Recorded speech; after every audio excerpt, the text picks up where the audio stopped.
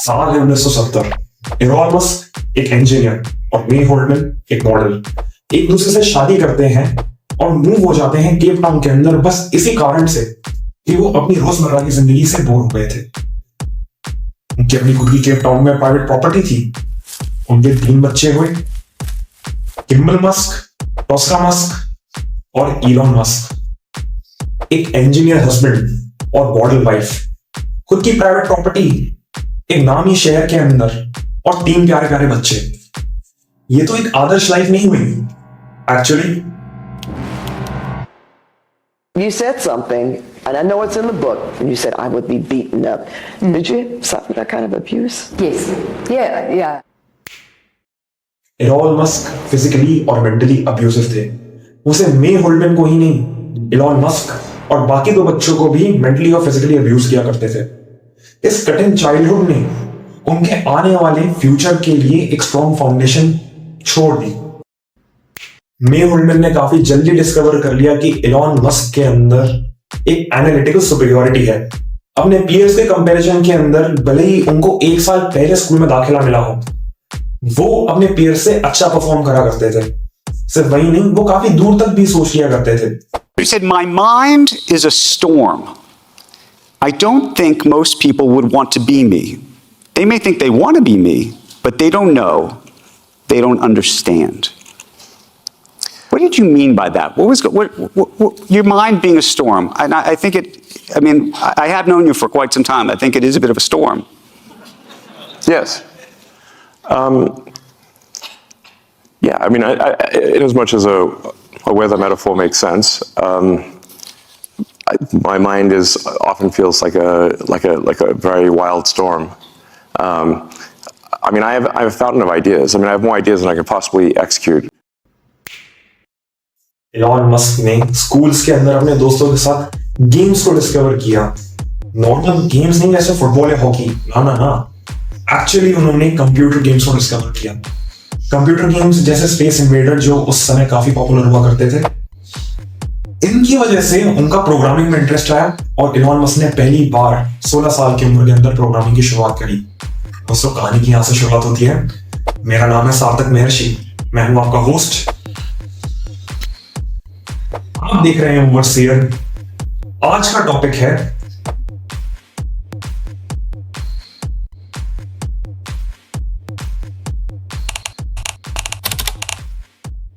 जैसा कि हमने अभी डिस्कस किया कि एलोन मस्क जब 16 साल के थे, उन्होंने प्रोग्रामिंग में अपना कदम रखा। कुछ ही समय के अंदर वो प्रोग्रामिंग में प्रोफिशिएंट हो गए।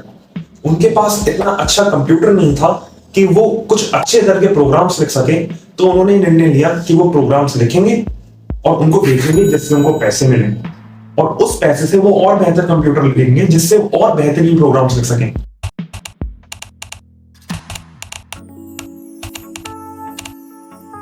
जस्ट इसलिए क्योंकि उनके फादर सपोर्टिव नहीं थे और उन्होंने कभी विश्वास नहीं किया एलोन मस्क की कैपेबिलिटीज के अंदर कि ये बच्चा कुछ कर पाएगा इस फील्ड के अंदर।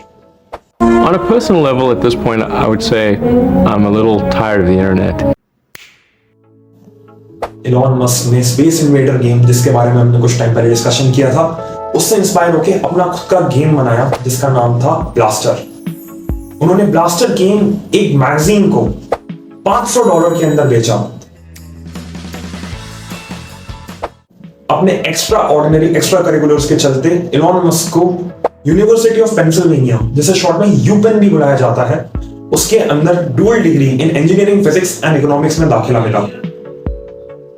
I do think there's a good framework for thinking is physics. You know, the sort of first principles reasoning. I mean, generally, I think there are. What I mean by that is boil things down to their fundamental truths. अपनी engineering degree खत्म करने के बाद Elon Musk Pennsylvania में नहीं रुके, क्योंकि Pennsylvania नहीं, उनका दिल कहीं और था। उनका दिल था सिलिकॉन वैली के अंदर। सिलिकॉन वैली, जहां बड़े बड़े टेक फर्म्स अपने ऑफिस सेटअप करके एम्प्लॉइज से काम कराते हैं। आप सब इससे वाकिफ होंगे। एलोन मस्क ने नेटस्केप नाम की एक बड़ी फर्म जो कि इंटरनेट बेस्ड सर्विसेज प्रोवाइड करती थी, उसमें अप्लाई किया और उनको अपने मेल का कोई रिप्लाई नहीं मिला। कारण सिंपल सा है, क्योंकि उस समय सिलिकॉन वैली ओवर सैचुरेटेड थी अच्छे प्रोफेशनल्स के साथ, पर जॉब्स की कमी चल रही थी। तो ऑब्वियसली कुछ अच्छे लोगों को भी जॉब नहीं मिल पाई। पर वो कहावत है ना कि जॉब ना मिले तो जॉब बना लो। पता नहीं लोग अनएम्प्लॉयड क्यों है।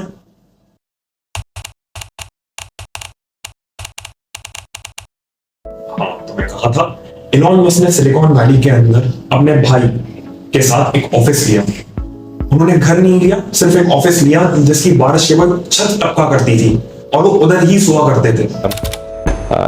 In fact, I couldn't afford a place to stay and an office, so I rented an office instead because I got a cheaper office than I could get a place to stay, and then I just sort of slept on the futon and showered at the YMCA on Page Mill and El Camino.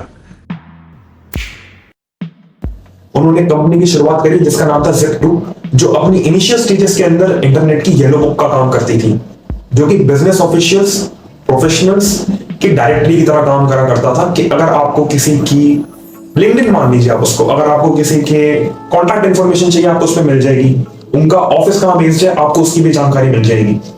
But अपने later stages के अंदर उन्होंने Zip2 के अंदर maps का feature add कर दिया। Maps, Google maps 2005 के अंदर पहली बार मैप्स का फीचर लाया था, ऐसा हमारी जनरेशन को लगता है, बट ऐसा नहीं है। मैप्स पहली बार इलॉन मस्क की कंपनी Zip2 ने इंट्रोड्यूस कर दिए थे 1990s के अंदर। कमाल की बात नहीं है कि आप अपने कंप्यूटर के सामने बैठे बैठे एक सर्च किए 1990s के अंदर, सिर्फ आपके पास होना चाहिए एक इंटरनेट जिससे आप अपने पास वाली कॉफी शॉप का पता लगा सकते हैं, तो आपको दर दर भटकने की जरूरत नहीं है। इस एक मैप फीचर के चलते कंपनी की वैल्यूएशन स्पाइक मार गई।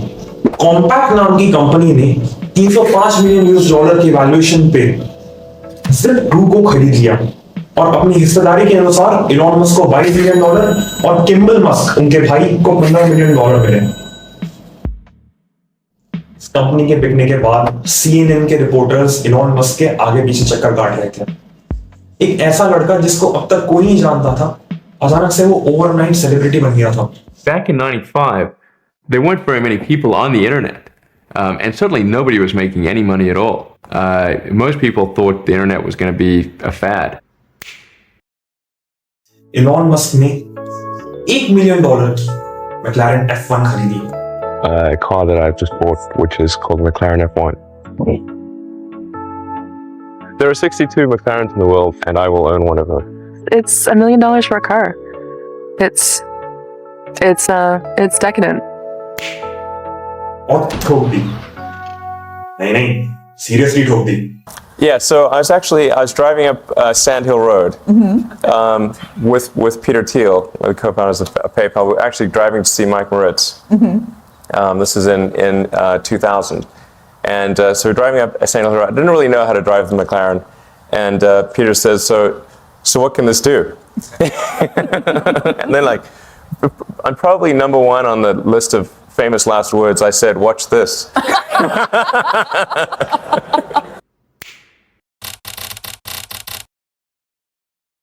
इलॉन मस्क ने इस ट्रेजेडी के बाद एक और कंपनी की शुरुआत करी जिसका नाम था X.com।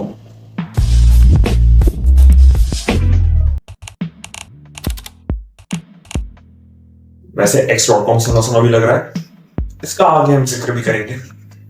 X.com अपने इनिशियल स्टेजेस के अंदर ऑनलाइन बैंकिंग सर्विस की तरह उभर के आए। X.com का सीधा साधा सा काम था ऑनलाइन एक आदमी से दूसरे आदमी तक पैसे पहुंचाना। इंस्टेड ऑफ कैश, आप एक दूसरे को कैश के अंदर अगर पेमेंट कर रहे हैं तो ऑब्वियसली अगर बड़ा अमाउंट है तो बंडल का चक्कर पड़ता ही है, पर अगर आप चेक लेके बैंक के अंदर भी पेमेंट कर रहे हैं तो उसमें प्रोसेसिंग चार्जेस भी होते हैं और टाइम भी लगता है, तो काफी हैसल है। उस सब मिडलमैन को एलिमिनेट करते हुए X.com के माध्यम से पेमेंट एक फीजिबल तरीके से हो जाया करते थे। अरे ऐसे अमेरिका का पुराने जमाने का पेटीएम समझ लो। भारत पे मैं तेरा दोगलापना उतारता हूं अब। हाँ, तो कहा था मैं? यस, X.com एक आग की तरह स्प्रेड हुआ। कारण यही नहीं था कि वो फीजिबल था, कारण ये भी था कि अगर कोई आदमी इसके माध्यम से पेमेंट करता था तो वो सिस्टम के अंदर रिक्रूट हो जाता था। Of where the whole viral marketing, it's really a perfect case example of viral marketing, like Hotmail was, where one, one customer would essentially act as a salesperson for you for bringing in other customers. So they would send money to a friend and essentially recruit that friend into the network. X.com का नाम आगे चल के PayPal पड़ा, जो कि आज globally use किया जाता है पेमेंट्स करने के लिए एक आदमी से दूसरे आदमी तक ऑनलाइन। इलॉन मस्क जब बाहर अपनी किसी बिजनेस मीटिंग प्लस हनीमून के लिए गए हुए थे, बोर्ड ऑफ डायरेक्टर्स ने डिसाइड किया कि इलॉन मस्क सीईओ के लिए काबिल नहीं है, तो उन्होंने उनको उनके पीछे से फायर कर दिया। पर इलॉन मस्क की किस्मत तो देखिए, ईबे ने पेपैल को उस ही वक्त खरीद लिया $1.6 बिलियन के अंदर, और इलॉन मस्क को पूरे के पूरे $300 मिलियन मिले अपने स्टेक के अंदर। साल है 2005, इलॉन मस्क ने 2 कंपनीज के अंदर इन्वेस्टमेंट किया, एक थी टेस्ला और एक थी स्पेसएक्स। स्पेसएक्स का काम एक चीप रेट्स के अंदर रॉकेट्स बनाना था, जो कि दोनों प्राइवेट सेक्टर और गवर्नमेंट्स यूज कर पाए। ये काफी एम्बिशियस गोल था, क्योंकि रॉकेट्स सस्ते नहीं होते ऑब्वियसली। और दूसरा था E vehicle based company Tesla. Tesla के अंदर उन्होंने बैटरी पे चलने वाली गाड़ियों पे काम करने का निर्णय लिया। पहले हम टेस्ला के बारे में डिस्कशन करेंगे, पैरेलली इवेंट्स स्पेसएक्स में भी होते रहेंगे, हम उनके बारे में बाद में बात करेंगे। साल 2008 के अंदर टेस्ला ने अपनी पहली गाड़ी लॉन्च करी, जिसका नाम था Tesla roadster. Hello everyone, this is Sebastian Blanco. I'm here for Autoblog Green and Netscape.com. We're at the unveiling of the Tesla Roadster, which you can see right behind me. It is an all-electric vehicle or all-electric motor-powered sport car. अब साल 2008 केवल Tesla ही नहीं, Elon Musk के लिए भी काफी मुश्किलों से भरा साल था।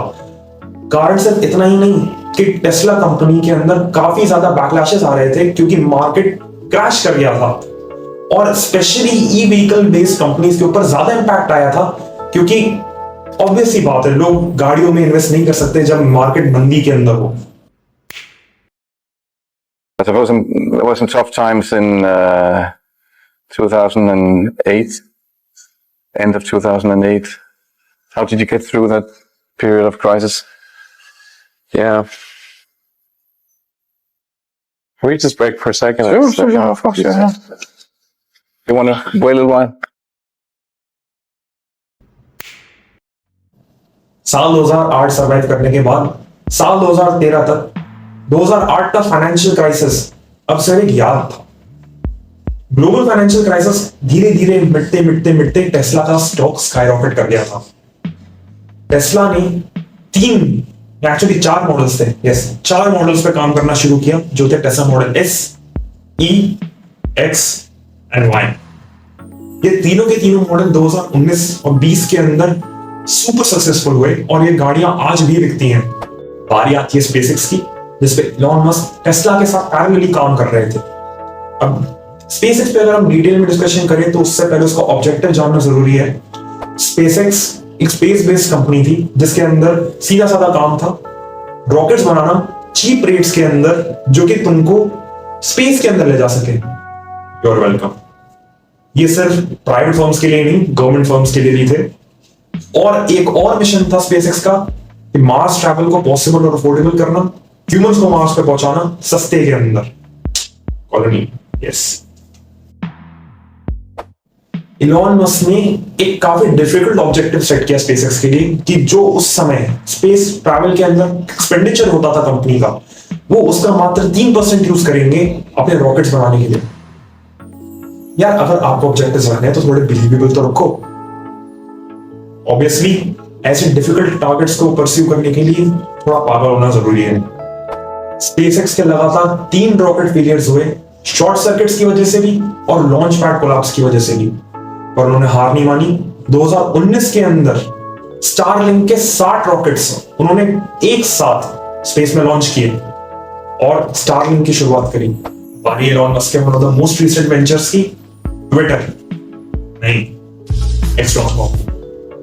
जी हाँ, X.com। पहले भी हमने इसका कहा था कि इसका आगे जिक्र होगा, जी हो गया।